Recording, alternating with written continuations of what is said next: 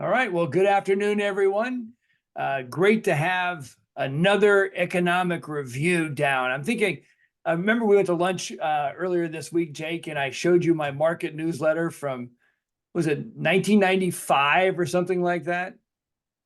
Yes, It just is really incredible. amazing how many years we've been doing this. It's remarkable. But I'm glad everybody could join us tonight.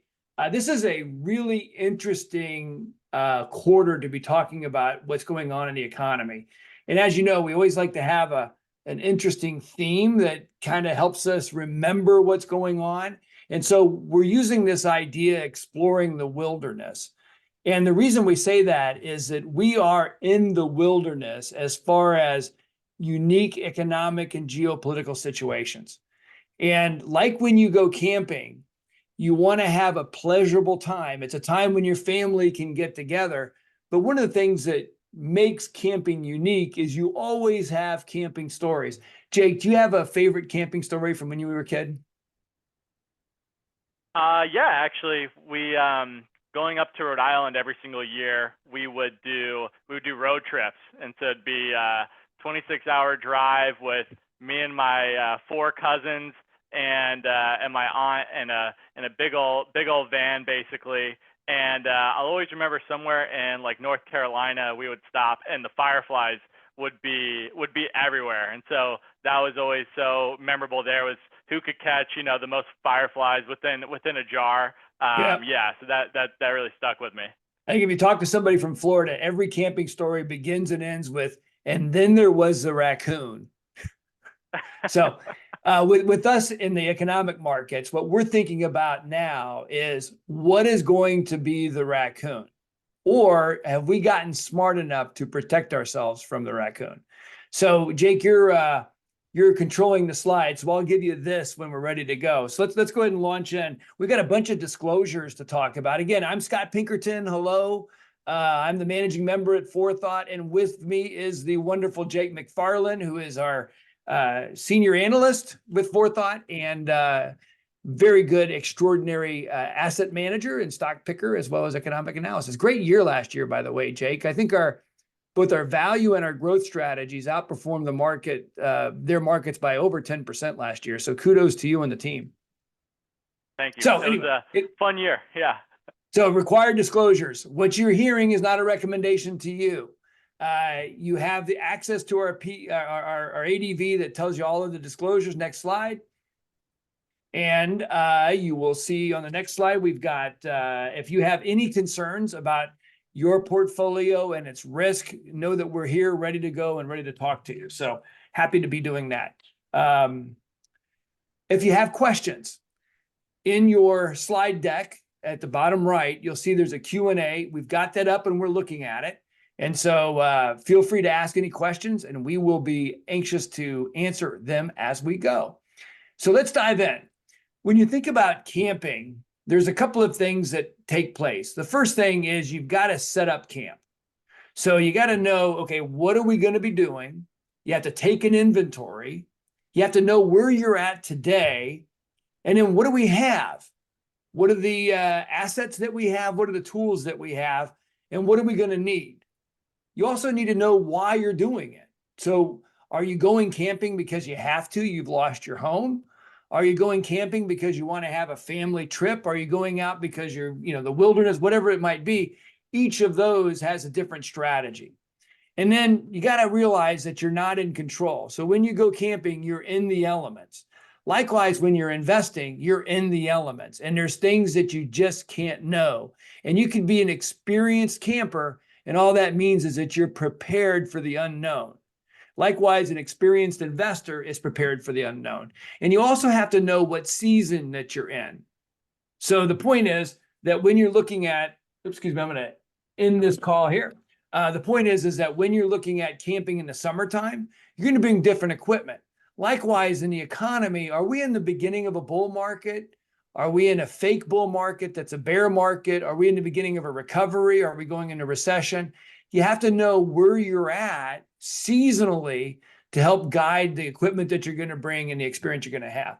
And then finally, as you go camping, you have to navigate the trail. And so one of the themes that we have as investors and as economists, if you call us economists, is street signs. So the idea is you have a compass that tells you the direction, but your turn by turn has to be driven by something else. I think you have a spiritual GPS that helps you make decisions. I get that. That's your values and your purpose multiplied by your faith. That's right on. But when you talk about the economy and what's happening, we have to look more tangibly at what's going on in the economy today. And what can happen is the paradox of predicting. You can have an absolute surety that this is what's going to happen. And then when news comes in that's different, if you are if you're not fleet of mind and being able to shift, you could really hurt yourself. And it's especially problematic in a political year because everyone is political. Everyone's got a point of view, and those get heightened and electrified, and they often get transposed into investment strategy. And it's very dangerous, and it's very important not to do that, which is part of our job. So Jake, why don't you take us through the street signs first? Of course. Well, here they are, and they're updated, hot off the press for 2024. And just as a reminder, Scott, you alluded to this, but we're very much data-driven investors, and what we know is that making long-term predictions or forecasts is really kind of a fruitless effort in that when we try to predict or make forecasts too far into the future, we find ourselves just really prone to have error and bias in those forecasts.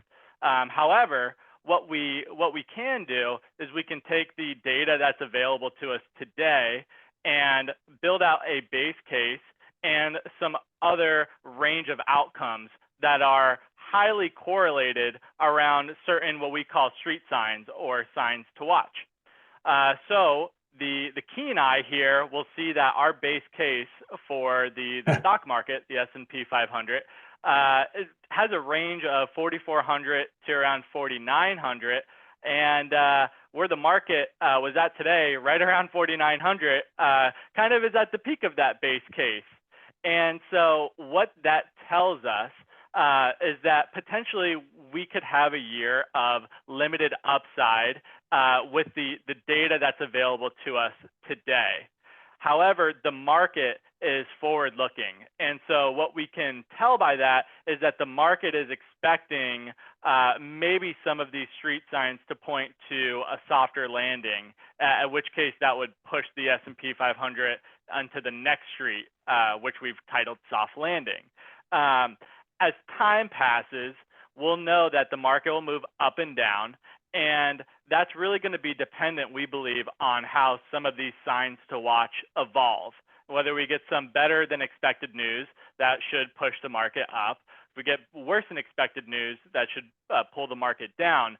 What we're really interested is when the market moves sort of not in tangent with the direction that the street signs are going. That's where we think there's a really interesting case to take investment action. And the one thing to point out is how we come to our base case. So what Jake does is he looks at analyst expectations from the bottom up. What are analysts expecting companies to make? And then we have an earnings estimate for the S&P 500. And then we have a multiple based on averages of what we think a healthy market would have. And you multiply the earnings expectations times the expected multiple, and that gives us the range for the S&P 500. And so again, what this tells you is that analysts are expecting a certain earnings growth this year, and the market may be expecting more. Or something's going on where they're thinking that analyst expectations are low, or they think that the market's going to trade at a higher multiple. Our attitude is that it's time to be a little bit cautious, but we'll come to that in just a few minutes. Yep, and I think the last thing just to go ahead, Jake. Scott. Well, the points there on the signs, just... the points on the signs to watch is the Federal Reserve, consumer health, and sentiment. So we'll get into those. What are some other ones, Jake?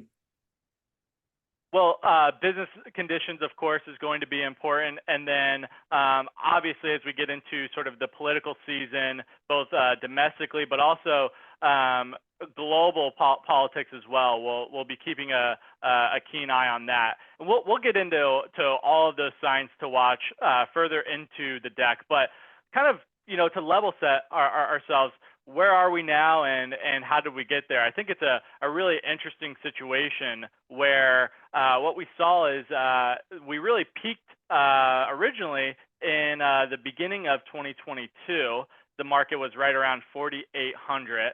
Then we had obviously a pretty big contraction as inflation reached kind of all-time highs. The Fed went on a path of increasing rates, and now we find ourselves actually on top of that level. But as of the end of 2023, right around that point, what I think is interesting is when we look at the valuation of the market or the price earnings multiple, we were at the same level there, right around 4,800, but the valuation was actually a good bit cheaper because earnings had risen over that time frame. So really interesting to see sort of how we got to this point. And one thing that I always think about, being the youngest of three, whenever we were to go camping, I was really the pack mule of that group, and it's kind of like a project in high school where you have a group and sometimes one person kind of does all the heavy lifting. Well, and you're so much bigger than your brothers. Oh yeah, that too, definitely. But if we look at last year, the S&P 500 up about 24%, but we can see that a lot of that was really the heavy lifting was done by those top 10 stocks in the S&P 500. In fact, of the total return that the market generated, those top 10 names contributed 86% of that lifting. And one thing that we are being sensitive to right now is those top 10 stocks.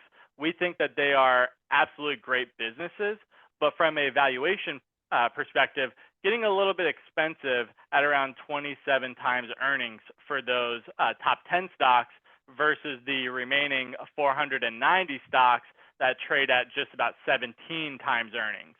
So we can see that there's beginning to be a little bit of risk in just concentrating into those top 10 positions that did extremely well last year. That's one trend that maybe we could see start to work itself out of the markets here soon.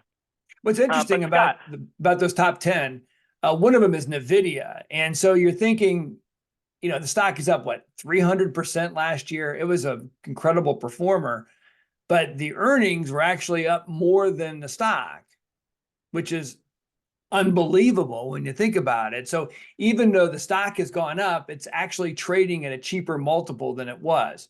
So it's like you have a restaurant and suddenly the restaurant, is worth X number of dollars and it goes up 50%, but the restaurant's business goes up 400%. It's like the actual restaurant's cheaper than it was, the year before. So valuations are a tricky thing. Just because the stocks went up doesn't mean they're overvalued, but the multiples are really high, especially on these 10. Jake. No, that's a great point. But Scott, why don't you take a step back and focus more on obviously a lot of eyes on the Federal Reserve and where they're expected to kind of hang their policy rate now above 5%. What does this chart tell us, and why is it important for the stock market? Yeah, so everything seems to be hinging on the Federal Reserve. And what happened is last year, 80%, 85% of economists expected a recession, and it didn't happen. And then in October-ish, the Federal Reserve said, good news. We're seeing that inflation is coming down, and they were always saying throughout the summer, be prepared for higher for longer. The Fed's going to keep rates higher for longer. And they shifted their language to saying, we probably won't raise rates again.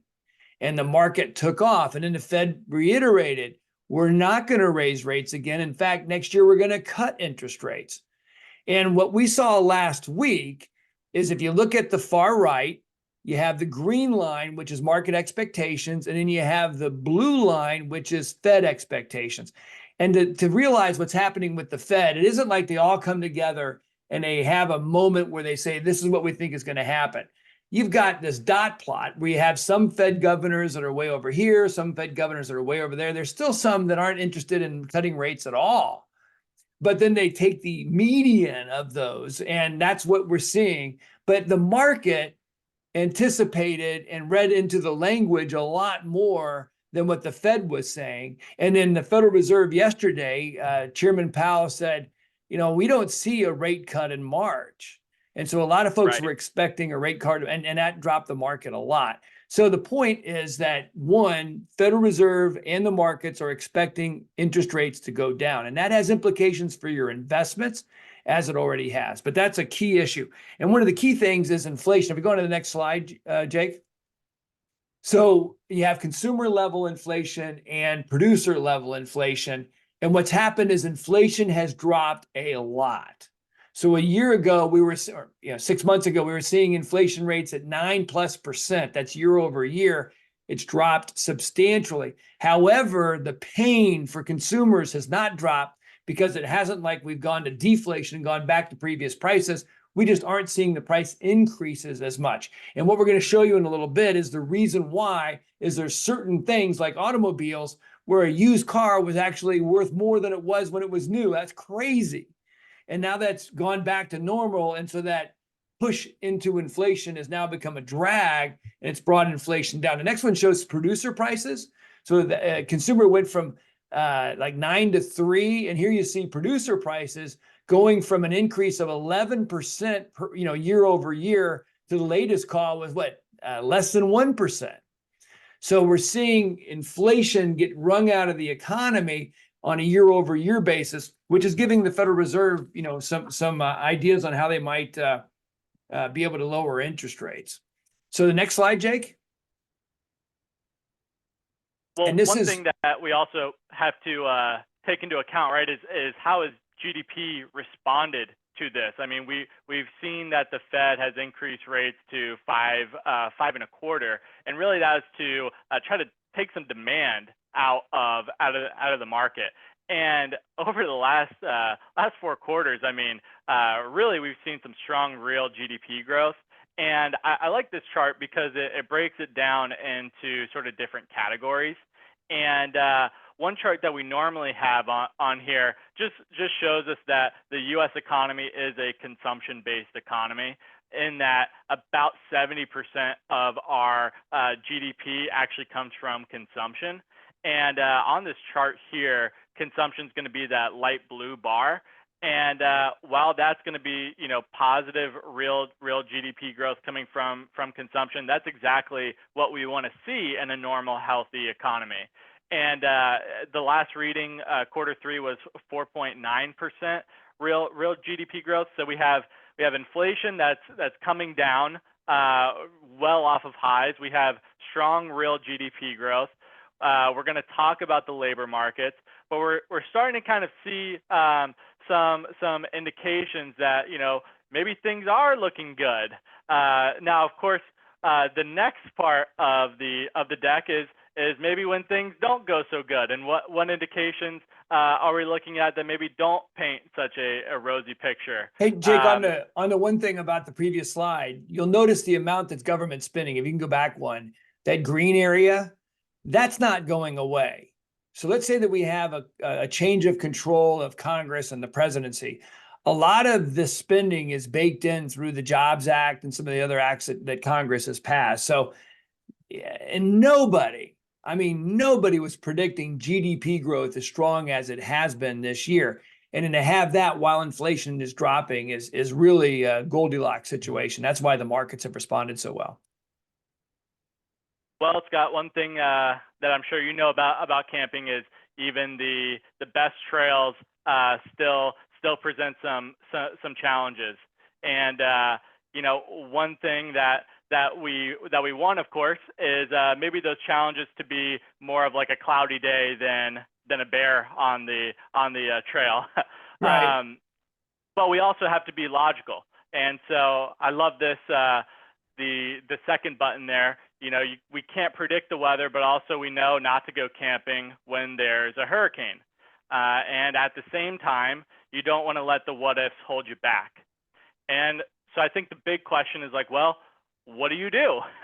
And for us here, we really rely, going back to the street signs, to identify what issues could be out there, track them. And I think the big challenge is to adjust to them without emotion. And we really try to take a lot of the emotion off the table when making these investment decisions, and really just focus on the data.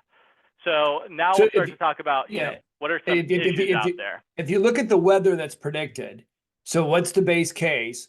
What the prediction is that we're going to have a recession. I don't think people are off of that, but it's going to be pushed out until 2024 at the earliest, maybe even 2025.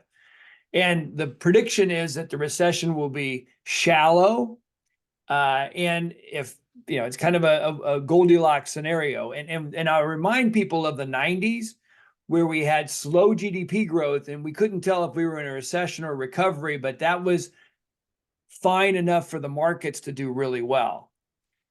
GDP growth, like we had last year, that isn't teetering on a recession. It's far from it. So the market's been incredibly strong, and we don't know the impact of AI, which we'll talk about a little bit. Jake, one of the things, That's a good one of point. the things is inflation, though. So and sticky inflation. So the Federal Reserve is saying they're going to lower interest rates. So tell us about this slide specifically on how some of the negative cost adjustments have been a positive for the inflation numbers.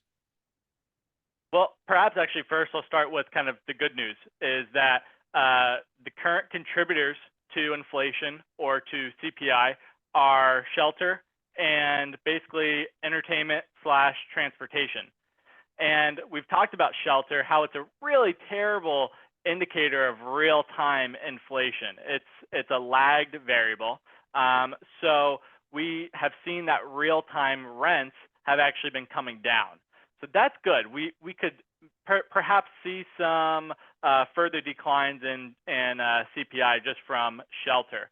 And also, if you take the last 6 months of CPI and you annualize it, that number is actually under the Fed's target of 2.5%. So last 6 months have been very strong, at least for getting that inflation under control.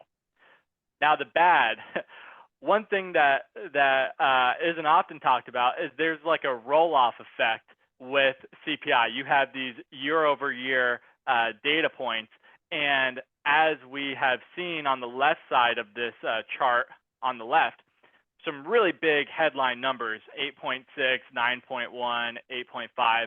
Those were big monthly increases that led to a big year-over-year increase, and we're getting those to roll off as we get the next print of inflation come in.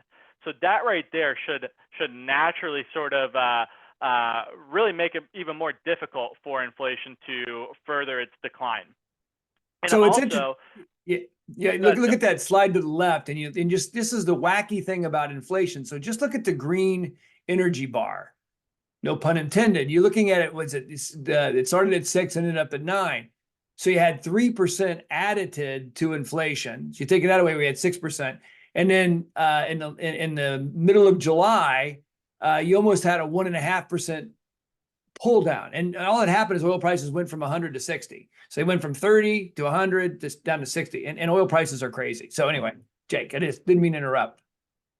No, but also vehicles as well. I mean, if you Yeah. look at Tesla is a perfect example of this. It's actually astonishing how much lower Tesla is selling their Model Ys and their X's, all of that, than what they were selling a year ago or 18 months ago. So we've seen that sort of deflation kind of enter into the market over the last 6 months, and there's really, it's unlikely that will continue into the future.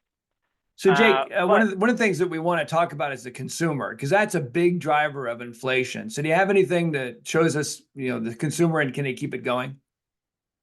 it's a great question, and again, we're sort of presented with two sides here. We have consumer balance sheets, which are amazing. If you look at total assets versus liabilities, overall, the consumer looks to be in great shape, and that has led to increased consumption, even as inflation has roared its head.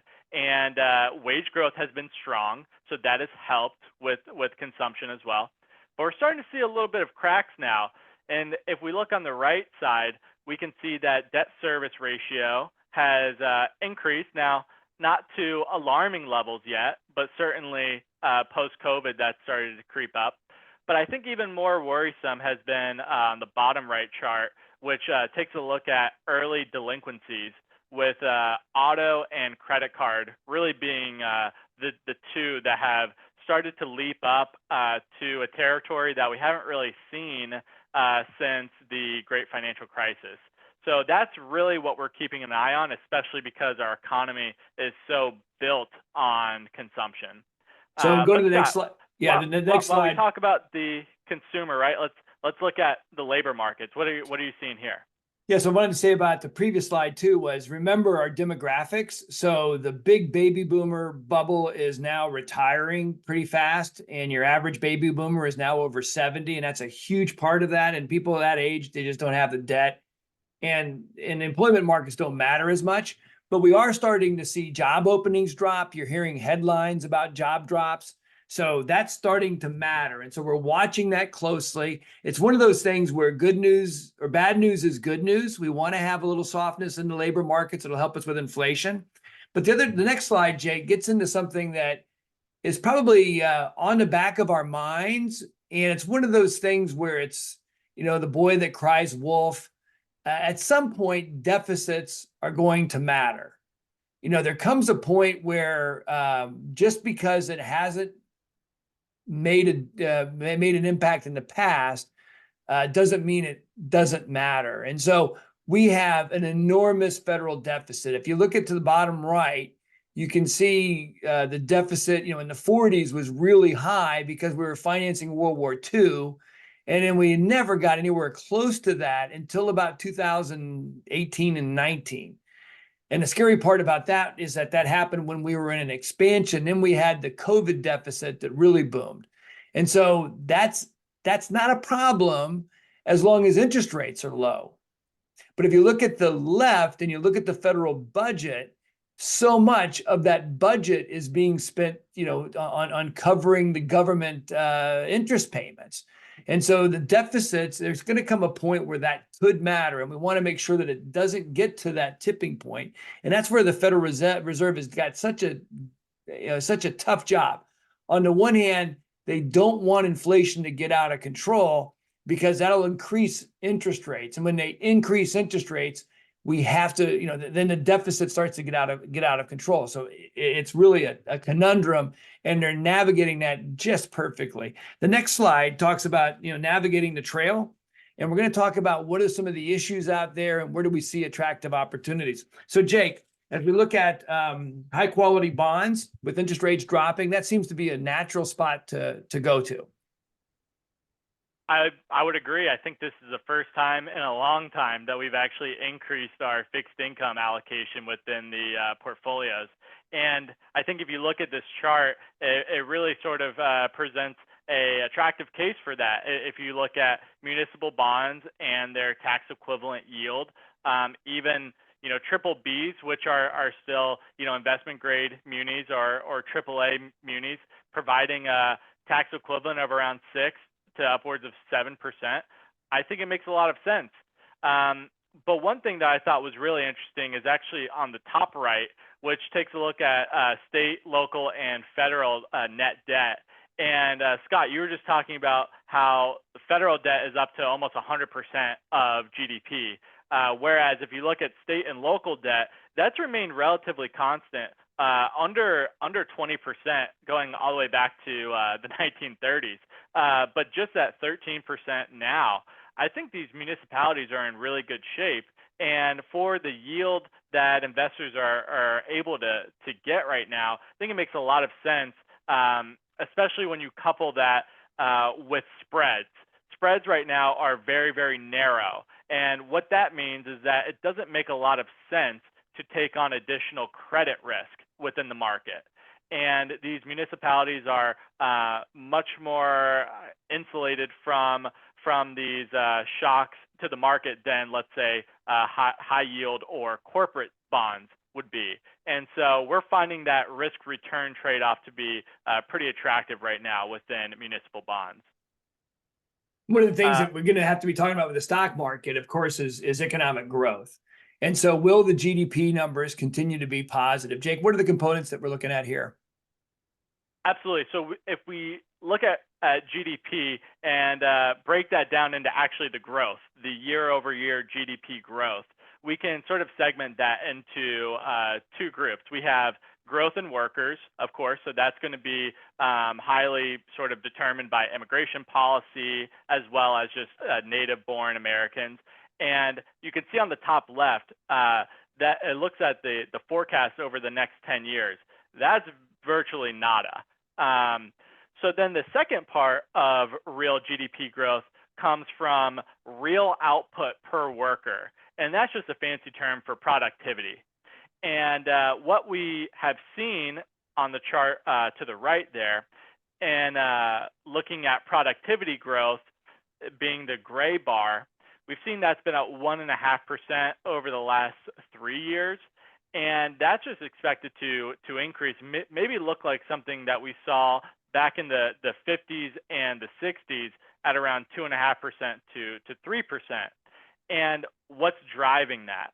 Well, one thing is that we've seen a lot more capital spending or business expenditures reside in the research and development and intellectual property. That's basically investing into technology, into growth opportunities, and not just equipment or structures.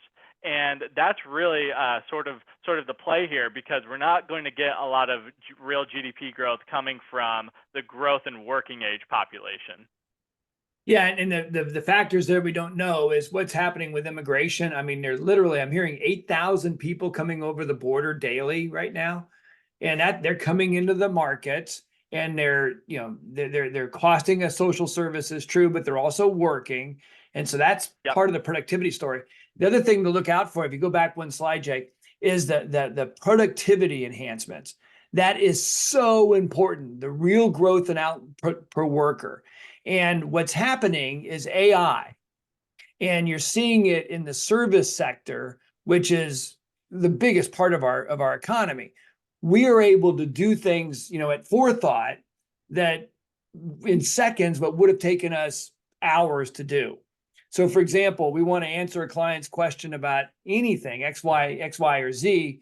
We put it in a chat GPT. It's not always accurate, so you got to be careful, but it'll give you 10 or 15 ideas. And you might have thought of 5 of them, and it's really terrific. And we're finding, voice to dictation software is something that's just outstanding now, and that's really cutting our cost of doing the day-to-day business that we have, and we're just scratching the surface. So anyway, Jake, I know that's important as far as that, but then we have our corporate profits and how they are connected to, obviously, GDP. Well, I think it really goes hand in hand with productivity gains, because like you just shared, Scott, having these technological processes and efficiencies gained, I mean, that's what we're looking for in terms of companies that have economies of scale, and that they're able to do more volume, and their costs as a percentage of that actually go down. And that's one thing that, of course, we're looking at with the general market. What we've seen since the early 2000s has been the S&P 500 profit margins has been a nice trend upward from mid-single digits all the way as far as almost 14%. And while we've seen that come down in 2023, the trend is a clear upward projection there. So what that means is that you don't necessarily need your revenue to grow 10% for your earnings to grow 10%. In fact, you could have revenue that grows 5%, but if you're earning more in profits as a percentage, you can have over 10% earnings growth, which is what the market and analysts are expecting for 2024. So jury's kind of out to see if those analysts are maybe a little bit overconfident in that 11% earnings growth. It's certainly something that we're going to be monitoring. You also have to remember that this is all market cap weighted. So as the market has been more dominated by those 10 large growth companies, NVIDIA, Apple, Microsoft, Google, Facebook, and some others, those have they're just high margin business. So that's driving that, and it can really hide problems that are underneath the surface that will ultimately affect more consumers. So the next slide, we get into market expectations, and this is really always a concern. So we have to understand what's going on in the economy, but there's a lot of other campers out there that can make your life miserable. And the market expectations are really robust for the Fed lowering rates dramatically. And I think the weakness that we saw yesterday was a realization that maybe the market has gotten a little overzealous in their expectations that the Fed's going to cut rates. What does this say? 7 times in 2000, Yep. Which is a lot. The other thing that when you parse out what Chair Powell said yesterday, he opened the door for something that we hadn't heard before. We'd heard about hard landing and soft landing, and he said we could see no landing, which means sticky inflation. So that's going to shiver up the market's spine a little bit. And what that means, obviously, is we're not going to see interest rates drop, and then we'll see a repricing like we did the year before last in 22. So you look at 22 and 23, we had this huge decline. Growth went down a lot, value went down a little, and then we had this huge recovery. We ended up kind of at the same spot, both growth and value. So if we have a repricing, we would expect value to outperform growth. And so if the Fed expectations are not met, we would expect value relative to growth to do much better. So your dividend stocks are going to do better than your growth stocks. Jake? I guess this one's mine. I think when we think of artificial intelligence, Scott, right, it's really like the known unknown. So walk us through sort of what could actually be the potential impact of AI, and what are some of the big institutions saying about this? Well, you see on the left-hand side what some of the growth expectations have been from productivity enhancements, not necessarily just AI, but just technology in general.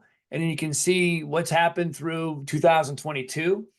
But AI has, just in the applications in the local office environment, it has enormous opportunities. And so what I think we're going to see is a gradual shift in the mind of small companies, which are the majority employers, to say, hey, we've got to hire people and keep people because they're hard to find.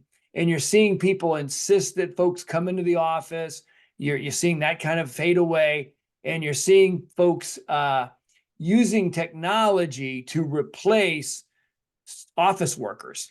And so you're seeing, check out googleappointment.com. I'm going to get that name wrong. I'll have it in the slides. But googleassistant.com. They have an AI-driven bot that will make appointments for you. And when you listen to it, you can't tell the difference. And so I think you're going to have a hair salon with a computer answering the phone, talking to a computer, making an appointment for somebody. And they actually put in a, It's so funny to hear. So we're just scratching the surface, but understand this. When we have really strong productivity enhancements, that's when we get quality of life enhancements. That's when our quality of life gets better. Obviously, there's job displacements, but when we invented the cotton gin, for example, there was job displacements, but it made the services and products cheaper. And even though those people had a hard time, and I'm not belittling that, overall society advanced. And this is another big advancement. So even though those tech stocks are really expensive, AI is real, and we have to be very mindful of its impacts, both as an employer, but also as an investor. So we could be, and there's a case to be made that we are in a much more high multiple era, especially in those companies, because they're going to enhance productivity so much. And the technology is amazing. I listened to a company the other day that was using, I don't want to disclose too much, but they were going to reduce shipping costs substantially by just changing packaging, which is an example. So, Jake, talk about small companies, and I want to talk about this next slide too when you're done, about what we're seeing with private equity. Well, if we look at some of the opportunities. Before you do that, I wanted to do one thing. We haven't had any trivia challenges today. So we didn't talk about this, but I got one. So if you have an answer to this question, the first one, and what we'll do is we'll put that into, you want to go to the chat? No, let's do the Q&A. So now, whoever puts it in chat first. So go to your chat, and here's the question. You'll get a gift certificate to your favorite restaurant. And as long as it's one of the ones here in Venice, or we'll find out a national one if you're not local. But here's the question. In the beginning, I said there was an animal that was always part of the worst camping trip stories that you ever heard. Name the cartoon famous in the 70s that featured an animal, that animal. There we go. Maybe it was the 80s. Wow. Do you know it? No, I did not. All right. We'll see if anybody has a guess.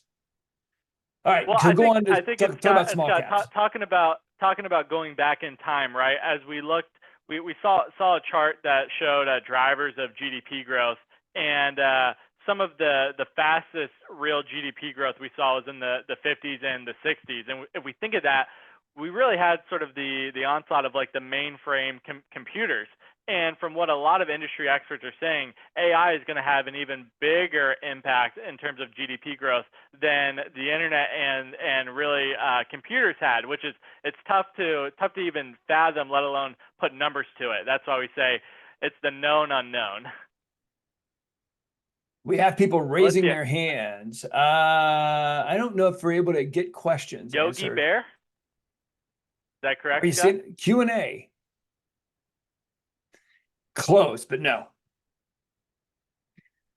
Anyway, so some hands raised, and Pepe Le Pew. And close. Okay, so I want to talk about small caps. We have Pepe Le Pew, good guess, but not true. It was, remember the camping trip that was ruined by a raccoon.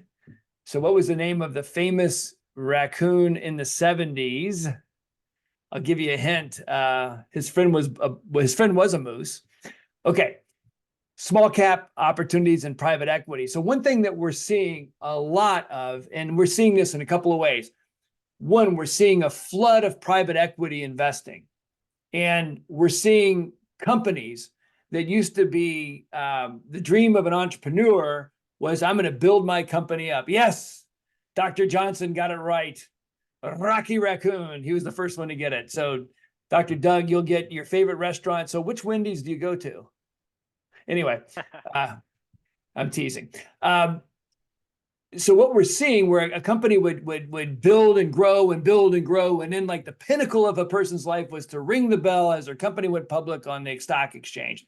That ain't happening anymore. A lot of companies, like take, for example, PGT, local window company. They were a public company. Guess what? They're going private. So a private investor is coming in, buying out. And why wouldn't you? Because the filing requirements are enormous. And then you have all these shareholder class actions and all this other stuff you got to do. When you're a private company, you can just do your thing. And all you have to do is answer to the 2 or 3 or 4 or 5 private owners. And the money that private equity can invest today is enormous. So one thing is they've lowered the hurdles on what who can qualify to be a private equity investor. And so the money pouring into that is just enormous. So the small cap stocks, there's a lot fewer small cap companies, first of all. And secondly, they're undervalued. But third, we're seeing a lot of that money go into private equity. So when you talk about opportunities, private equity you can't deny that the results have been really strong. So we're still leaning into that. And some of the other areas that we want to focus on is just high quality dividend stocks. So I mentioned that a little bit earlier. When you have rates going up, and I think about this, rates don't have to go up. They just don't have to go down as much as the market's expecting. And I think you'll see value outperform growth. Secondly, growth has just had an enormous run. But we don't bet the farm, because growth had a pretty good week last week. So who knows? So we're rebalancing your portfolios. We're taking some capital gains. Sorry about that. But when your stocks are up 70%, you got to do that. Taking some capital gains and buying value stocks. And we're going from, the appreciation versus valuation. We're moving from the ones that have been running a lot to the ones that we know have got value and good dividends, where the things are going to go. And then small caps are attractive. Also, fixed income is attractive. So we'll talk about that in just a second. But small caps, private equity is an idea. And then we're going to talk about some more of that in just a second. Jake, on the bond side, what do we see? Right. Well, I think right now it makes some sense to sort of have some duration exposure, and all that means is having some longer dated bonds. We think it's a great time now to lock in those rates because we do believe that the Fed will start to drop rates at some point. Now, maybe we don't quite agree with the market that it will start in March, and maybe we don't quite agree that we'll have 6 or 7 decreases in rates. But we do think that the level will come down. But also in that, again, just really focusing on high quality fixed income, because again, we don't think that investors are being compensated for taking on that additional credit risk. One thing just I wanted to add to small caps, we do like small caps overall, and maybe I could just go back one slide here. We want to be careful because indexing can be troublesome, I think, with small cap, because a lot of these companies are unprofitable if we look at the small cap index or the Russell 2000. In fact, almost half of them in that index are unprofitable. And so, as Scott alluded, a lot of the high growth, high quality, smaller companies are staying private. And so what that leads to is that more and more of the Russell 2000 index are sort of the lower quality, sort of serial small cap names. And we spend a lot of time and effort trying to avoid those names and allocate to those small cap companies that could be future large cap companies and hopefully are very, very much profitable. So yeah, Scott, that's kind of what I wanted to add there. But any points on the opportunistic bucket? Yeah, if you're not a client and you want to buy small cap, look at the S&P 600 versus the 2000. What the S&P 600 does is they screen out companies that don't have earnings. So we like that as an index if you're going to do that. So high quality municipals, we talked about that. I've never in my 37 years of investing done the math and said, boy, a 15% tax bracket is all you have to be in where tax-frees pay more than taxables. I've never seen that before. And that doesn't make sense in light of, we got to think that tax rates may go up in the future. We just can't have, we're going to have to get our deficits under control at some point. So tax-free bonds, and especially when you look at the lack of debt on the municipal side, is really interesting. So opportunistic ideas, alternative investments, there's alternative income streams. One of the things that we've been a long-term investor in is infrastructure. So you have these things called MLPs. Nobody likes them because they've got K1s, but you can still get 7, 8%, 85% of that is tax deferred. So those types of alternatives. We also think that the publicly traded REITs, they got hammered and they're still down. You've got companies like cell towers, warehouses for Amazon, those types of things that aren't office buildings, but everything that's publicly traded as far as a REIT has been sold off. So there's some opportunities there. Also private credit. So we've talked to many of you about this. And if you're interested, talk to your forethought advisor. But what we're seeing is that banks have left the playing field when it comes a lot to lending to development projects and small businesses. So with Signature Bank going out, one of the big winners last year was JP Morgan. They got Signature Bank at a song. But the point is that they're not doing what we call in the financial world mezzanine financing. And let me explain what that is. We had a project with a partner.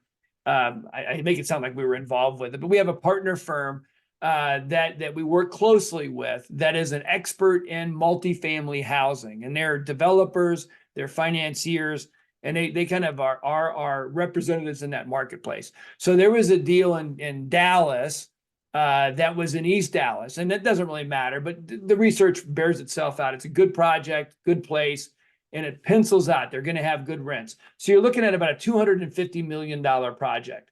The developer put in $50 million of their own money. That's the equity. So now you've got a $200 million financing gap. Fannie Mae does $150 million of the financing. Now you've got a $50 million financing gap short term. What they do is they build the project out, rent it, and then they refinance. So 150 from Fannie Mae, developer capital of 50, the 50 mezzanine in the middle. The banks used to fill that. They don't do it now, and they're going to the private markets. And we're seeing the yields on these things be 10, 11, 12. We've actually seen one as high as 18%. And remember, the investor doesn't get a haircut until the developer loses everything. And that isn't likely. I mean, it's possible. So this is not like a CD, don't get me wrong, but I look at it from an investor perspective and I say, okay, if we're getting a 12% return for 2 years, what risk would I have to take in the equity markets to have a high probability of getting that? And then I compare the risk that I'd have to take to match it versus the risk I'm taking. And this is a really good risk reward. So private credit is really interesting. Private equity, also very interesting, especially now because you had a lot of junk that came to market before 2022 that's been kind of digested out, and you're seeing private equity, it's back, on the attractive side. So that's something. And then private real estate. It's been terrible out there, and the office market problems are not over, but there are opportunities in other sectors that we're looking for. So we're not ringing the bell and jumping in. We don't think it's time to do that, but we think that selectively there's areas that are beginning to be attractive, especially if interest rates come down. So let's go back to our questions. Jake, did you see anything coming in off of the line for questions? Nope, we do not. I think we had one that we hit implicitly during the presentation. Okay, so just to wrap things up, like every year, we come up with a base case. We've got a mathematical way of doing that. Then from that base case, we go back and forth and say, okay, what would have to happen for us to turn more negative or more positive?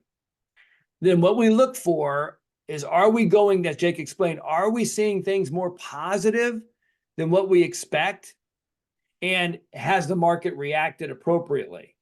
If the answer is no, we're expecting good things, the numbers are coming in and the data is coming in better, and the market is reacting, that's a buying opportunity, and the reverse is true.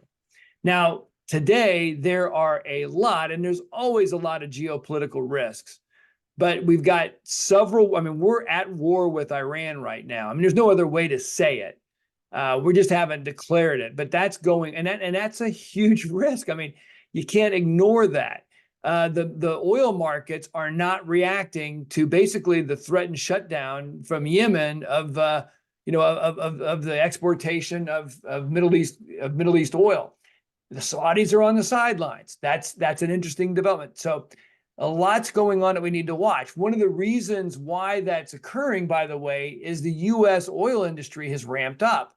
However, there's a discussion of a ban on LNG exports, which will crush Europe. So there's a whole lot going on. Will we fund aid to the Ukraine? What will that do to the markets if we do or if we don't? What's China's role? Do we expect to see something developing in the Straits of Taiwan? Again, we don't know the answers to these. They could be really wild cards, but like last year, we can get positive surprises and news that isn't as bad as people are expecting. And suddenly you wake up and we had one of the best financial markets in my lifetime. I've never seen growth stocks up 20 to 30, 30%, value stocks up like they were. Every asset class short of commodities was up. And if you had listened to all of the pundits at the beginning of the year that said, there's going to be a recession. I mean, there was no doubt about it. There was going to be a recession. And had you reacted to that, of course, we would have missed it. So be aware that what we're doing is we're listening, watching, and we're investing. We're not going to take all of the risk off the table, but we're moving the chips from one side of the table to the other where there's valuations. And we're leaning into areas that are really, for once in a long time, we are actually able to get diversification in bonds. So again, with that, Jake, any final comments? No, I think the big one, right, bringing it back to the camping theme, is remember your why. You know, it's not about the things that you actually do on the trip, more than it is about just having quality time with family. And so to relate that back to the investment markets, that's your financial plan, and that's meeting your objectives and taking out the risks that are always going to be out there, and really driving back home to your why you're doing it for your family and the objectives that you have. And I think that we're going to, position the portfolio as Scott mentioned, but don't lose sight of that. Well, that's well said, Jake. And I do hats off to you and your team for such a great year last year. Yes, the markets were great, but our performance was even well above that. So thank you. It makes our job easier as planners to have those great results. I know the clients thank you. So clients and friends, thank you for tuning in tonight. Know that we're here for you. If you have any questions, give us a call. God bless and enjoy the rest of your evening.